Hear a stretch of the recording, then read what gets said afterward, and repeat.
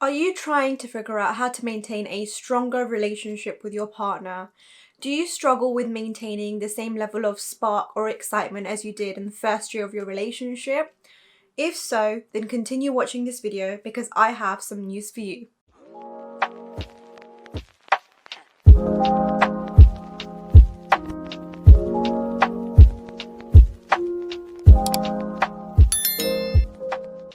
Hi my love bugs and welcome back to my YouTube channel. My name is Ruby Dahl and I am a best-selling author of 5 books of poetry, prose and bite-sized self-help, and my most recent book, Between Us, is available to pre-order from the link below in the captions. So I write about most things healing, heartbreak, love, self-love, relationships, life advice and so on. Today I thought let me go back to talking about love, because I love love. But I'm not going to talk about, the jittery side of love, the love that's filled with excitement and nerves and butterflies at the pit of your stomach, but the real part of love, the love that most romantic movies miss out the moment that they say happily ever after.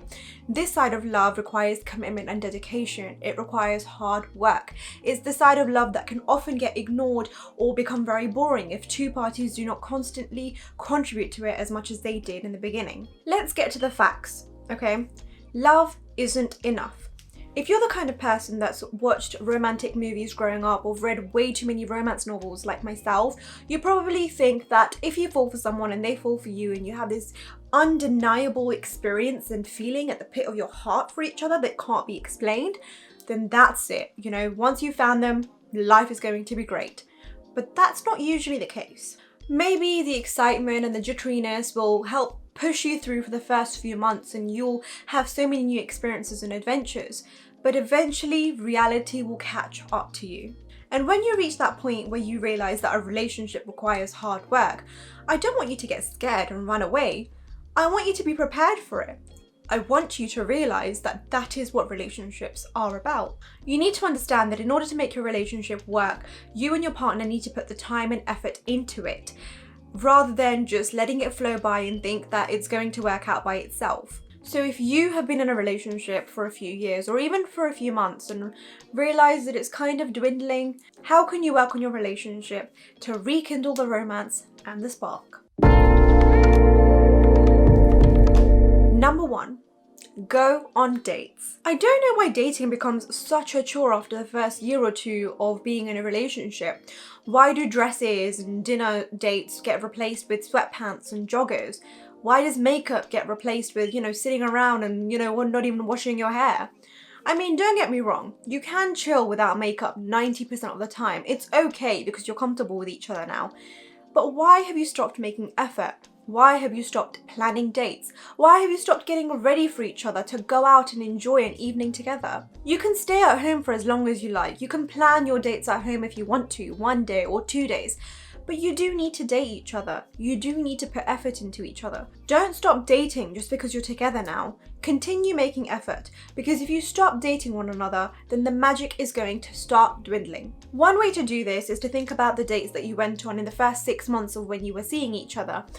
Either you can think of similar dates and plan similar dates, or you can revisit those places because you no longer have that, rush of nervousness that you did when you went on those dates to begin with. Now you can go and enjoy them in a place where you are both are so comfortable with each other. Not only will this mean that you've got something to look forward to, it also means that some of the spark, some of the excitement that has died down because you've just constantly been stuck in the routine of home, work and dinner is going to be replaced with something else, which is going to bring at least a little bit of color into your lives. Number 2, don't assume that they know you. The number 1 mistake that we make, which contributes to relationships dwindling over time, is assuming that our partner knows us 100%. This means that we stop communicating. We stop communicating our emotions. We stop communicating how we feel. We stop communicating the things that bothered us about them dropping their shoes in the wrong place or dropping their laundry in the wrong place. We think that because we've been together for, say, a year or 2, they should know us inside out, and so they should know what pisses us off and what makes us happy. But that's not true, because this miscommunication is what leads to neglect and makes you feel like you're not listened to or understood. But how are they supposed to understand you if you've not communicated what it is that's bothering you? Your partner is not psychic. They're not a mind reader as much as you'd like to believe that they are. Huffing in the corner, sitting in the corner, being angry about something that they've done that you expect them to know that they've done is a bit of a tricky one. Because the moment that you start thinking that your partner knows you inside out, you start getting angry over why they haven't asked you why you're quiet. You start getting upset that they didn't ask you about you going on dinner with a particular friend that you didn't like last time. How do they know that things haven't already improved? How do they know that you haven't already had a conversation and things have been okay if you don't communicate it to them? So stop assuming that your partner knows you inside out and communicate. Continue to communicate as though you are getting to know them every single day. Think about it this way. We spend our whole lives with our siblings and our parents and we still don't know them completely. We don't know how they are. There's so many different facets to their personality. There are things that they enjoy that we aren't completely sure of, even though we spent our entire lives living with them. In the same way, how can you possibly assume that you know your partner inside out after being with them for a couple of months or a couple of years? You don't. So don't assume things. Ask them questions. Ask them how their day's been. If they look a bit upset, ask them if they're okay. Try to communicate as best as you can. If you've forgotten what their favorite color is, put those questions out there. Look up different sorts of questionnaires where, when you start getting to know someone and, you have these dating questionnaires, read them up, look them up and ask them. That will not only rekindle the romance, but it will give you something to be excited about. It will almost make you feel like you're dating someone new because you're learning so much about them as time goes on. Number 3, appreciate your partner and give them attention. During the honeymoon period of relationships, we tend to make our partner feel so good about themselves. We constantly compliment them, we give them attention, we say all these nice things. We go out of our way and we make so much effort to make them feel special, and this contributes to the butterfly-inducing feeling that we have at the pit of our stomach, and that really contributes to that spark that we feel, because their compliments make us feel happy. But as time goes on, this attention and effort dwindles. Of course, this doesn't mean that you don't care about your partner anymore or that you're not going to put effort into them. It just means that you've gotten lazy, because they're not going anywhere, are they? Both partners start to take each other for granted. They start to feel lazy and there are no more flowers and chocolates and effort and compliments.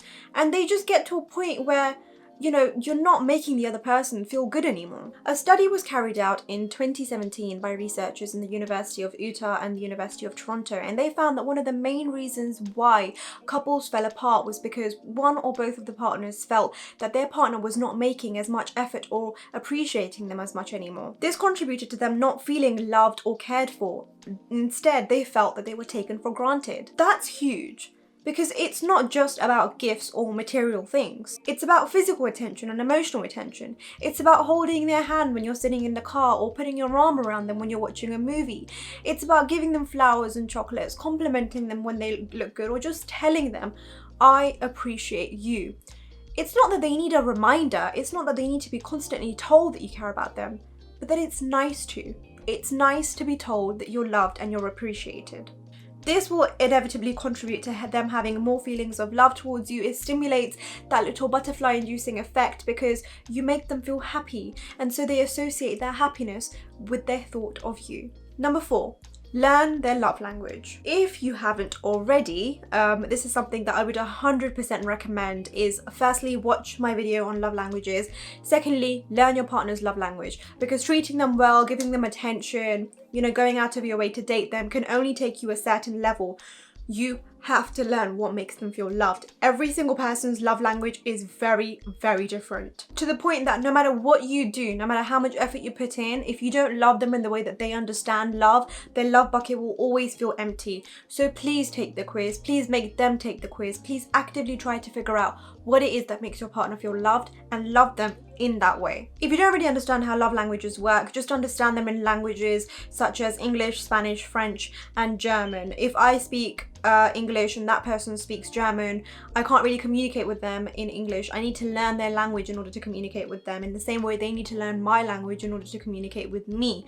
So you need to learn your partner's love language to communicate love to them in the way that they understand love. Number 5, have your own space. In the initial period of dating, you literally want to spend every single moment with your partner. You reschedule dinner dates with your girls, you work around your shift. You try to take out as much invaluable time as you can, the little moments of your day, the minutes, the seconds, the hours, just so you can pour that into them and get to know them, go on dates and, just engage on this new journey of love that you found. As time goes on, you start to settle down. You start to do the things that you did before you got with them, and that takes precedence. Your relationship kind of meshes into your routine that you had before they came around. One of the issues with time passing and you settling into your routine is that you no longer make that active effort to spend time with yourself or with other people, because your partner is always there. Your partner is always a part of your life. You call them in the morning, you talk to them in the afternoon, you talk to them in the evening. So where has the time gone for yourself? So in this routine that you've got, where your partner has meshed and become a part of it, you no longer have time for yourself. The idea of actively going out to do something for yourself by yourself seems like too much of a headache. And even if it isn't a headache, even if it's something that you can do, you're just not excited to do it. You feel like you should spend all your time with your partner. If there's a new dinner that you want to go to, a new restaurant you want to go to, you want to take your partner with you. If there's a new, fun fair that you want to go to, if there's any new adventure you want to take, you always think of your partner. But let me tell you one thing very clearly, that your life cannot revolve around your partner. You cannot take them everywhere with you. You cannot allow them to experience every new thing that you want to experience as well, because then those experiences won't just be yours, they will always be yours together. And even though that's not a bad thing, doing everything together is not that great. You need to have healthy boundaries in your relationship where you not only spend time together, but you also spend some invaluable time apart. Researchers have found that it's so important to have, time together with your partner, quality time together, but then to also make that barrier where you can take that other time for yourself and spend quality time with yourself as well. Because it's good for you to take some time for yourself. It's good for you both to take some time apart. So go and see your girls, go and see your guys, go on a holiday, go on a dinner date, do whatever it is that you need to apart so that you can, cherish each other a lot more when you come back together. And also, if you're struggling with boredom in your relationship, this is a really great way of learning, new ways to communicate again. Because if you guys are constantly doing everything together, you really don't have anything new to talk about. But if you go out of your way and you go do your thing, they go do their thing, you can actually come together and talk about your day. You can talk about your adventures and the things that you did. And it's just a new way to rekindle your romance. There's so many other tips that I could discuss in terms of how to rekindle your love, rekindle the spark in your relationship, but I thought let me limit it to these 5. If you did benefit from these, I would absolutely love to know in the comments below, and I'd love to create another video if that is the kind of stuff that you like watching.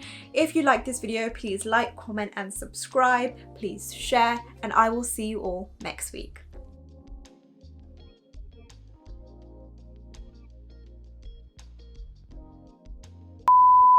Positive words, sorry. All these kind and nice words. Oh God.